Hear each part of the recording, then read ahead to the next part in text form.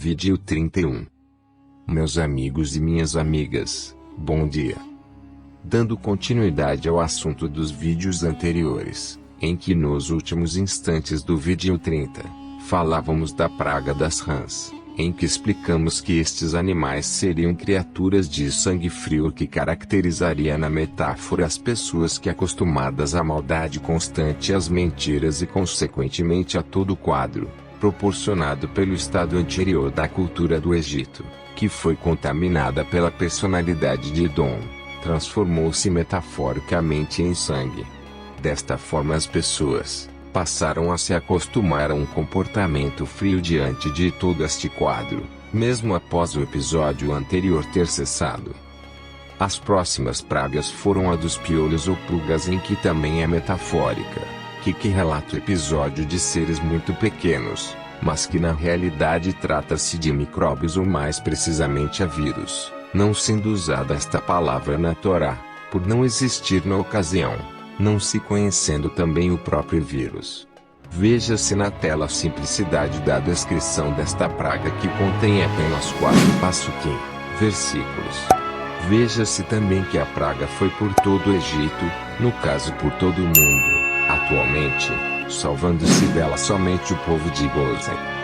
A praga seguinte foi a das feras híbridas, e veja-se que na realidade hoje em dia temos o verdadeiro ataque de feras vindo de todas as direções e de todo o planeta, que o está sufocando, fazendo que o seu crescimento caia de ano para ano, mercado financeiro, mídias de todos os tipos, empresas mal intencionadas, nações inteiras, fraudes em governos, perpetradas por políticos corruptos, governantes, em praticamente todo o mundo ocidental. O lado ruim dela se evidenciou muito no final do século passado e no início deste. Não vamos dar seguimento a este assunto em particular, indo diretamente à última praga, que é a dos primogênitos do Egito. O que são na realidade? Para que compreendamos o seu significado, é necessário remontar ao início da civilização e fazer a primeira pergunta: o que é o Egito na Bíblia? A resposta é o Olam Azé, este mundo em que vivemos. E a segunda pergunta é: qual é o seu primogênito? A primeira coisa que foi criada pelo homem em relação à civilização foi a exploração de um homem por outro, ou seja, a escravidão e sua evolução, formando diversas outras modalidades de. Podemos ver em Iró, Jericó, Ai, Atsor e muitas outras cidades da antiguidade, alas da cidade onde as casas eram miseráveis e outras riquíssimas, mostrando claramente que poucas pessoas exploravam muitas outras. Mas vamos ver isso de uma perspectiva histórica, mas utilizando-se das mais novas descobertas da arqueologia de Israel. Para começar, citaremos que as batalhas de Canaã do livro de Josué não se encaixam ao que existe lá. Primeiro de tudo, as cidades de Jericó, Atsor e Ai principalmente, tiveram problemas diferentes e em diferentes épocas. Estudos recentes feitos por universidades israelenses e outras internacionais demonstraram claramente que a destruição de Ai, por exemplo, aconteceu em 2200 antes da Era Comum, e também Jericó em 1500 da mesma era. A única cidade que poderia ser destruída na época de Josué foi Atsor, que aconteceu em 1250, sendo que pela mutilação das estátuas dos deuses, a ausência de instrumentos de guerra, flechas, de arcos e etc. aparentam que a destruição da cidade fora de dentro para fora e provocada por uma espécie de rebelião interna do povo. A doutora Sharon Zuckerman, ela faleceu em 2014, cientista do Instituto de Arqueologia da Universidade Hebraica de Jerusalém, diretora das escavações de Atsor, que trabalhava com o eminente cientista Anon Bentor, suportava esta ideia, porém seu parceiro, Bentor, aponta como um possível candidato dessa destruição seja o faraó Merneptah, que celebra o feito em sua famosa estela em 1208, mas sinceramente acho improvável, principalmente pela data bastante deslocada e pela ausência de resquícios de armas de guerra, flechas e etc. Para as religiões, Na Bíblia, o momento do êxodo bíblico por Moisés ocorreu em 1250 antes da Era Comum, 100 anos depois de Amenhotep IV, Akhenaton, o primeiro monoteísta da história, estando clara uma relação direta entre os dois. Além do mais, desde Amenhotep III eram trocadas cartas entre os faraós egípcios e reis vassalos de Canaã, sendo esta região território egípcio. As conhecidas cartas de Amarna encontradas lá, Amarna, mostram o próprio Amenhotep IV se correspondendo através de tábuas de argila com escrita cuneiforme na língua acádica que era usada para a diplomacia.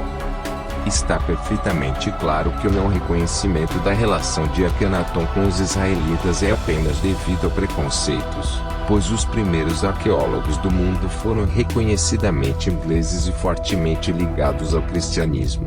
Além do mais, os egípcios, por terem uma história que incluía negros, na concepção obtusa dos cientistas da época, jamais poderiam ter qualquer relação com Deus, principalmente por ser o continente africano considerado um continente inferior em termos culturais. Inclusive a própria cadeia de filósofos egípcios desde Imhotep, 2600 antes da Era Comum, até Amenhotep IV em 1350 foi totalmente negligenciada, sendo exaltada a filosofia grega que existiu milhares de anos depois, sendo na verdade, sua herdeira, pois o conhecimento realmente nasceu no Egito.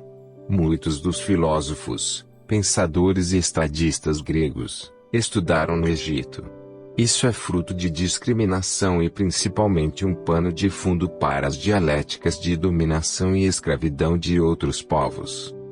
A explicação para o enaltecimento da Grécia se dá principalmente por serem brancos e por estarem ligados à democracia. Não que isso tenha sido muito importante para os gregos, pois esses tinham escravos, sendo isso nada democrático e nem livre. E ela promoveu diversas barbaridades, como inclusive a morte de Sócrates, que foi visivelmente uma injustiça, perpetrada por pessoas corrompidas e nas sombras, vide a apologia de Sócrates, mas foi votada com todos os seus elementos característicos.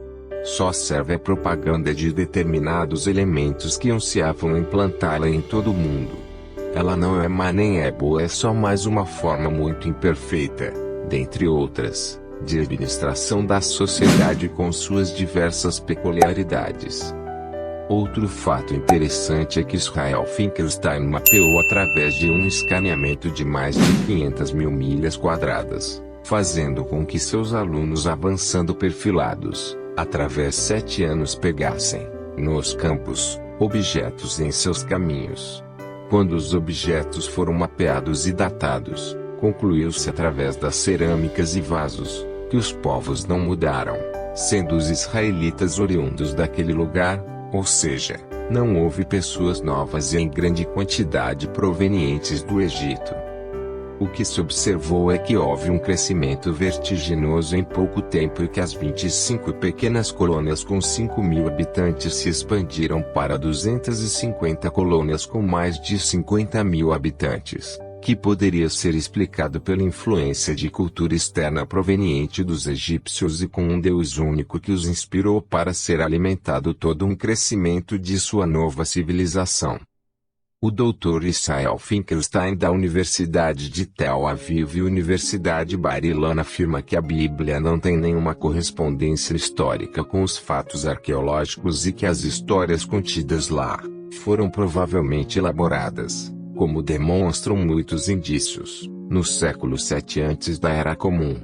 Ele afirma que o êxodo pode talvez ter sido feito por um pequeno grupo de escravos canaanitas que se libertaram do Egito, talvez na época devido à destruição de Amarna.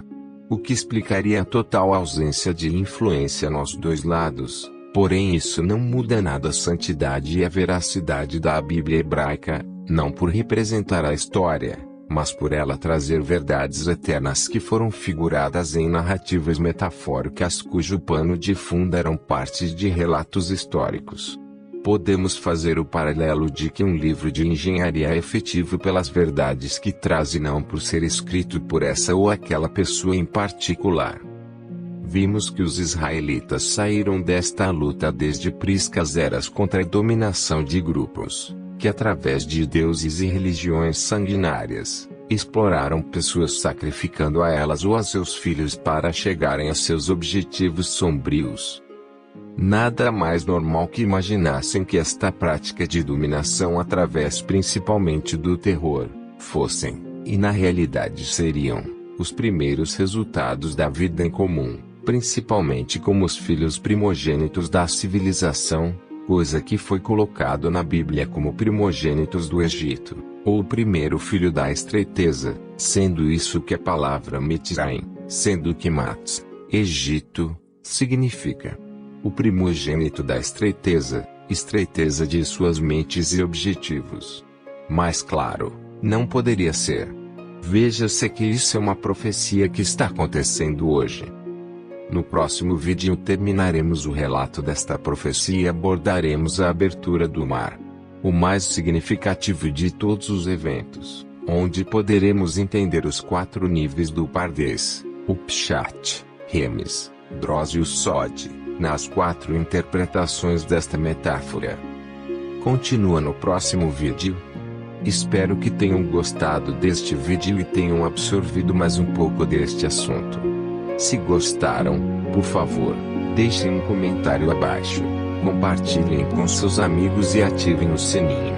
Se quiserem ver mais conteúdo como este, inscrevam-se no canal para receber atualizações regulares. E não se esqueçam de seguir-nos nas redes sociais para ficarem por dentro de todas as novidades.